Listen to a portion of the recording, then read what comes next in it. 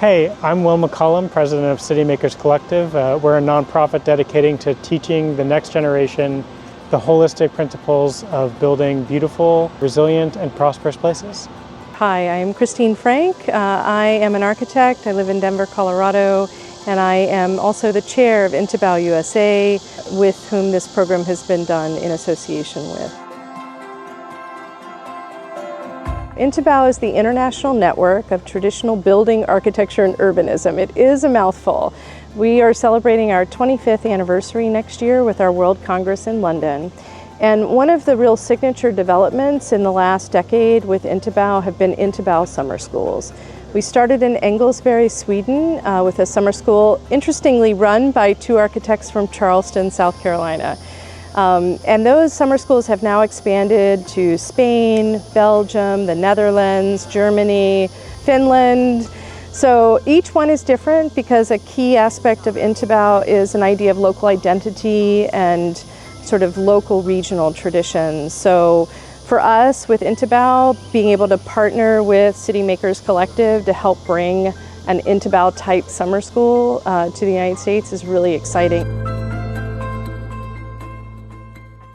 We saw a need for a program like this within the United States because we have been building our cities really, frankly, anti-human. We've been building places that are not conducive to the kind of life that we all want to live. But we also, in the United States, have a very strong, small group of people that are working to fix that. And what we wanted to do was take the knowledge of those professionals working to do that and start translating that to both the public at large and to up-and-coming designers so that we can really start building the momentum and building better places in this country. The necessity of, I think, sort of supplemental and alternative education fills in a gap for students who otherwise don't have an opportunity to learn how to make beautiful, humane places. Most schools of architecture, city planning, urban design are focused on a kind of abstract language of design rather than on real principles that really govern sort of real life for people. Charleston is one of our great cities in the United States for learning how to build well. We have great urbanism here, great architecture. They work together hand in hand. And there is a living, vibrant community that's a part of that. The landscape and the level of building craft as a city, it works on every single level. Charleston is an exemplar in American urbanism and architecture. You don't need to be a designer or an architect to come and join us at the Summer Studio. Really, it's a matter of curiosity and interest in the subject of city making, place making, because the city touches everyone, right? It's not just the architects, it's not just the planners who should have a monopoly on the city. So we love to see very varying and diverse backgrounds. This is our first year, and we've had students from all backgrounds. We've had carpenters, we've had city planners, we've had architecture students, we've had public health officials, really anybody who's interested in the built environment. And we've really tailored this program to be supportive of that kind of diversity of backgrounds so that students, no matter what their expertise is, they're able to thrive in this environment and also learn something and connect it in a new way. So our program is based on the studio model, which comes out of architecture schools. And the studio model is where students build out a project over the course of their time learning. So we have lectures, we have discussions, but there's also a project that you apply those lessons to. My particular background has been very specifically in the design education world and looking at architecture and urbanism, specifically in terms of how you are trained to then go practice and design buildings and places. And a program like this is not just that. It's not that simplistic, although that's been my role here.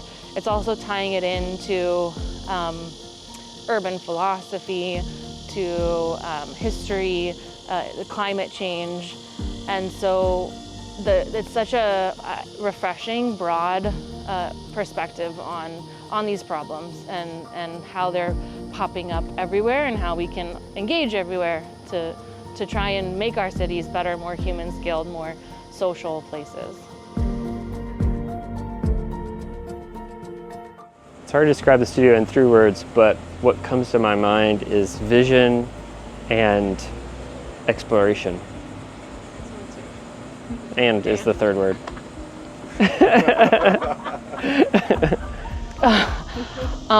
My students will laugh because I would say context, function, and character, which are the 3 words that we keep talking about. But it's essentially of, let's see, human-scaled, interconnected, and humble. Meeting professional architects. People make cities. The opportunity for more. Intense, fun, yet inspiring. Academically rigorous, I think. That's 2 words. Can I get one more? Fun. It's been so much fun. Academically rigorous and so much fun. Yeah, so there's 5.